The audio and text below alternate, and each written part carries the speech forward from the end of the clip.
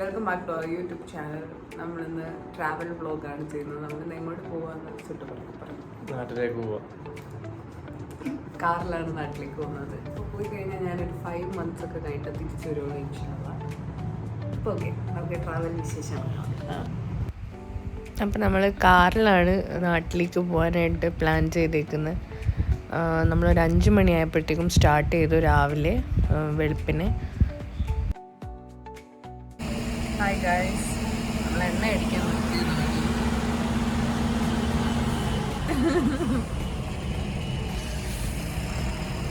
നമുക്ക് 5:30 ആയിട്ടുണ്ട്. 5:30 ആയിട്ട് നമ്മൾ ഇലക്ട്രോണിസിറ്റി കഴിഞ്ഞിട്ടുള്ളൂ. നമ്മളിന്ന് കമ്പം തേനി വഴിയായിരിക്കും മോസ്റ്റ്ലി പോകുന്നത്. ബിക്കോസ് വണ്ടി പണി നടക്കുന്നതുകൊണ്ട് പോകുന്ന വഴിയിലുള്ള വിശേഷങ്ങളൊക്കെ ഞാൻ കാണിക്കുന്നതായിരിക്കും. Stay tuned. 37 ലിറ്ററോ? എന്തിനാ അത്ര അടിച്ചത്?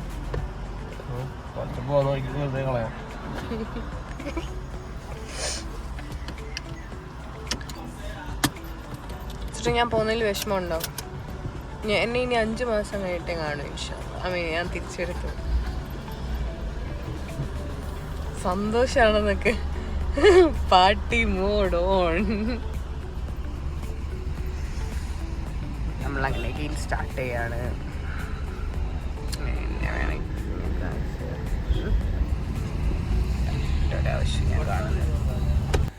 നമ്മൾ രാവിലത്തെ ബ്രേക്ക്ഫാസ്റ്റ് ഒക്കെ കുക്ക് ചെയ്തെടുത്തിട്ടുണ്ടായിരുന്നു. ബിക്കോസ് എപ്പോഴും ഫുഡ് കഴിക്കാനായിട്ട് രാവിലെ കുറേ ടൈം വേസ്റ്റ് ആവും. അതുകൊണ്ട്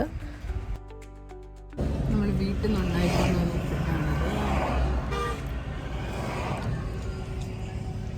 എങ്ങനെയുണ്ട്?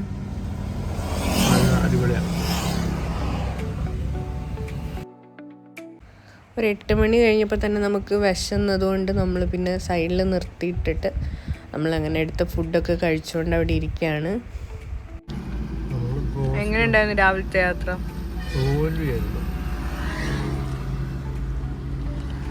3 മണിക്കൂറിൽ 52 കിലോമീറ്റർ ട്രാവൽ ചെയ്തു. ട്രാഫിക് എന്നൊക്കെ പറഞ്ഞാൽ ഡൈവേർഷനല്ലേ?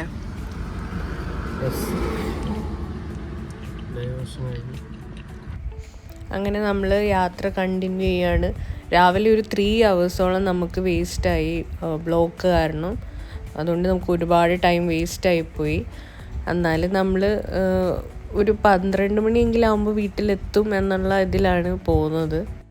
ഫുഡൊക്കെ കഴിച്ചു, മരുന്നൊക്കെ കഴിച്ചു, വയറ് നിറഞ്ഞു. നമ്മൾ പോവുകയാണ്.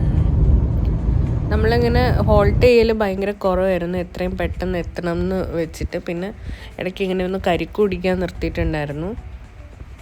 നമ്മൾ ബ്ലോക്കിലെല്ലാം പെട്ട് ഒരു ബ്ലോക്ക് പോലും വിടാതെ 12 മണി 11:30 ആയപ്പോൾ സേലം എത്തിയിരിക്കുകയാണ് ഗൈസ്. നമ്മൾ വീടെത്തുമ്പോൾ മിക്കവാറും 10 മണി 12 മണി ആവുമായിരിക്കും.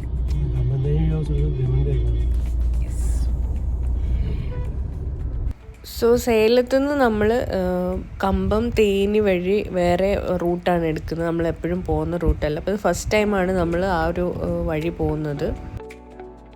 നമ്മൾ ആദ്യമൊക്കെ കാറിൽ പോകുമ്പോൾ ഒരുപാട് സ്ഥലത്ത് നിർത്തി ചായയൊക്കെ കുടിച്ച് പതുക്കെ പോയി ലാസ്റ്റ് ആകുമ്പോഴത്തേക്കും ടയേർഡാവുമായിരുന്നു. പിന്നീടാണ് നമ്മളിങ്ങനെ ഹോൾട്ട് ചെയ്യുന്ന ടൈം കുറച്ച് അതിൻ്റെ ഒരു ഫ്രീക്വൻസി ഒക്കെ കുറച്ച് നമ്മൾ ട്രാവൽ ചെയ്യാനായിട്ട് പഠിച്ചത്. അപ്പോഴാണ് നമുക്ക് പെട്ടെന്ന് എത്താനായിട്ട് പറ്റുള്ളൂ. നമ്മൾ കുറേ കഴിയുമ്പോഴേക്കും ടയേർഡ് ആവുകയും ചെയ്യും.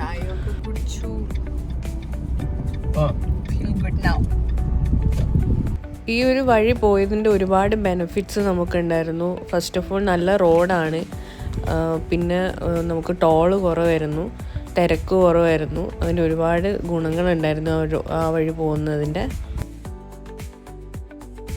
അപ്പോൾ നമ്മൾ ഡിണ്ടിഗൽ വഴി പോകുന്നത് കൊണ്ട് തന്നെ നമുക്ക് ഒത്തൻറ്റിക് ബിരിയാണിയും കഴിക്കാം ലഞ്ചിന്. അതൊരു ഓൾമോസ്റ്റ് 2 o'clock ആകുമ്പോഴാണ് നമ്മൾ അവിടെ എത്തുന്നത്. അങ്ങനെ എക്സാക്ട്ലി ഒരു 2:15 ആയപ്പോഴത്തേക്കും നമ്മൾ അവിടെ എത്തി. നമ്മൾ തലപ്പാക്കട്ടി ബിരിയാണി കഴിക്കാമെന്ന് വിചാരിച്ചിട്ട് അവിടെ കയറി. നമ്മൾ ആക്ച്വലി മാപ്പിട്ട് തിരുവിൻ്റെ ഉള്ളിലേക്കുള്ള ഒരു സ്പോട്ടാണ് കാണിച്ചതെങ്കിൽ നമ്മൾ പോകുന്ന വഴിക്ക് തന്നെ റോഡിൻ്റെ സൈഡിൽ നമുക്കിങ്ങനെ ഒരു കട കണ്ടു. അപ്പോൾ നമ്മൾ അവിടെ നിർത്തി ചോദിച്ചപ്പോൾ അവർ പറഞ്ഞു ഇതും അത് തന്നെയാണ്, അതിൻ്റെ ബ്രാഞ്ചാണെന്ന് പറഞ്ഞു. അപ്പോൾ നമ്മൾ അവിടെ കയറി കുറച്ച് നേരം ഒന്ന് വെയിറ്റ് ചെയ്തു സീറ്റ് കിട്ടാൻ വേണ്ടിയിട്ട്. അത് കഴിഞ്ഞ് നമ്മൾ ഓർഡർ ചെയ്തു. 2 പേർക്ക്, ഒരാൾ മട്ടൻ ബിരിയാണിയും ഒരാൾ ചിക്കൻ ബിരിയാണിയൊക്കെയാണ് ഓർഡർ ചെയ്തത്. കഴിക്കാൻ സൂപ്സ് ഉണ്ട്, സ്റ്റാർട്ടേഴ്സ് ഉണ്ട്.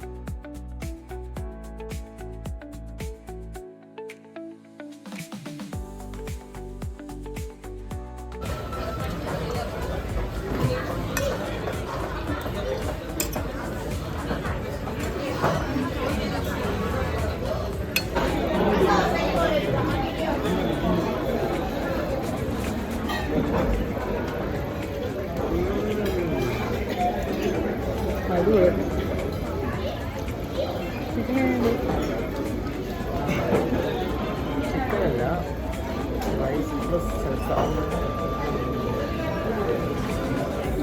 കറി കൂട്ടി ഒഴിഞ്ഞ് കിട്ടും.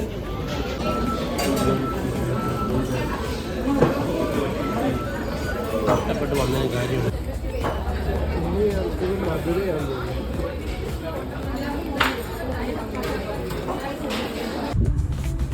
വയറും നിറഞ്ഞു, മനസ്സും നിറഞ്ഞു.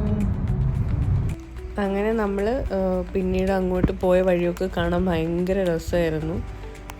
ഒരു മൂവിയിലൊക്കെ കാണുന്ന ഒരു വൈബായിരുന്നു സ്ഥലം. പ്ലസ് വെതർ നല്ല രസമായിരുന്നു. അങ്ങനെ ഭയങ്കര ചൂടായിരുന്നില്ല, മഴ പെയ്യാൻ പോകുന്ന വെതർ ആയതുകൊണ്ട് തന്നെ വേറെ തന്നെ ഒരു ഭംഗിയായിരുന്നു നമ്മൾ പോകുന്ന വഴിയൊക്കെ.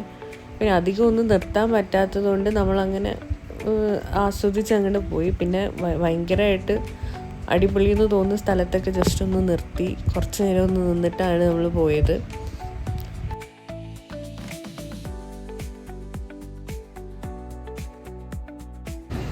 നിങ്ങളിത് കാണുന്നുണ്ടോ? ഇവിടെ എന്തോ സംഭവിച്ചു, വെള്ളം തുറന്നു വിട്ടതാണ്. കാണാൻ എന്തെങ്കിലും നിർത്തിയിട്ടുണ്ട്.